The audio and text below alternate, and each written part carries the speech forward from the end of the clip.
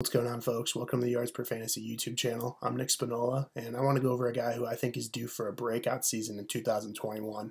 That's tight end Noah Fant of the Denver Broncos. Make sure to like the video, subscribe to the channel if you enjoy the content.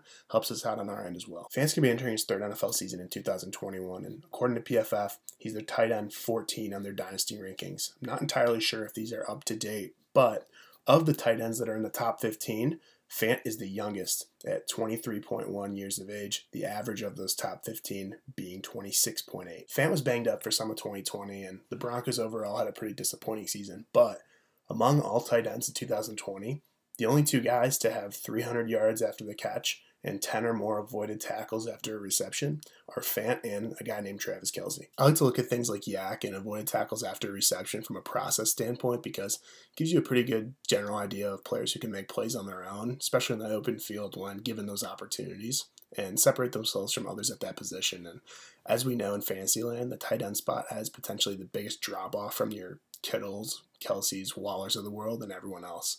If there's any young tight end that's out there right now looking to surprising people in 2021, I think it's Fant heading into his third season in Denver, especially given the quote-unquote surroundings he's had to overcome and the production that he's put up despite some of those limitations on his young career so far. So Fant had a sneaky good rookie season. Among all tight ends with at least 40 receptions in their rookie season since 2010, the highest yards per reception as a rookie was Noah Fant 2019 at 14.1.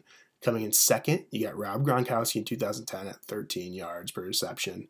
Third, Travis Kelce, 12.9. And in fourth, some guy named George Kittle with 12. So Fant's sophomore campaign was just this past year in 2020. And among all tight ends since 2014 with at least 80 targets in their sophomore seasons, Fant has the fifth highest yards per route run at 1.64, and the name value here is essentially equivalent to what was on the previous screen, subbing Mark Andrews, Zach Ertz from the Ravens and Eagles for Gronk, and it's literally the company you find Fant in through 2 years in the league. The list of players that Fant finds himself with here is impressive within itself, but given the quarterback play he's had to deal with, especially relative to the other names that were just previously mentioned in their first 2 seasons in the league, makes it even more impressive and encouraging going forward because the situation around him can pretty much only get better from where it's currently been. Here we have dropback EPA in the first 2 seasons in the league among those 5 tight ends previously mentioned. So Mark Andrews' first 2 years in 2018 and 2019, Zach Ertz' first 2 seasons in Philadelphia in 2013, 2014, and so on. And as you can clearly tell,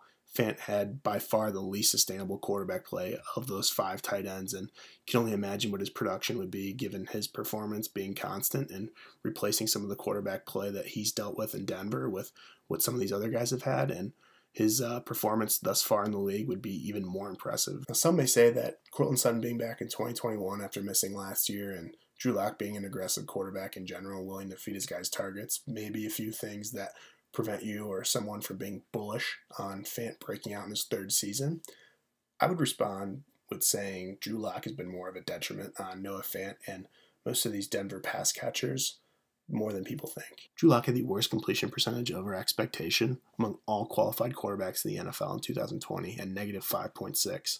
And considering the names he's actually with here and is worse than with this given stat, makes this all more frightening. And Fant had the 6th most targets among all tight ends in 2020 at 89 total. The guys ahead of him here, Darren Waller, Travis Kelce, Logan Thomas, Evan Ingram, and TJ Hawkinson all have their target totals, along with the primary quarterbacks' adjusted completion percentage from the 2020 regular season. And this is something that's tracked by PFF and essentially takes into account things like drop passes, spikes, sacks, etc., and tries to find the true completion percentage for quarterbacks. And even factoring out these negative variables, Drew Lock is less accurate than all other quarterbacks that these guys are dealing with. So you can only imagine the increase in production Noah Fant would have with a slight uptick or increase in accuracy from the quarterback position there in Denver. Based off production and metrics previously mentioned, Fant's been able to produce at a pretty high level despite the things he's had to overcome there in Denver in his first 2 seasons. So I think if he's able to stay on the field and there's better quarterback play to some extent with the Broncos going into the future,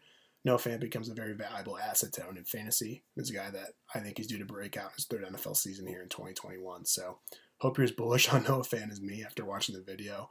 Love to hear your opinions on his fantasy outlook in the comments below. And once again, really appreciate the support, guys. So make sure to like the video, subscribe to the channel if you enjoy the content thus far, and hope you have a great rest of your week. Thank you.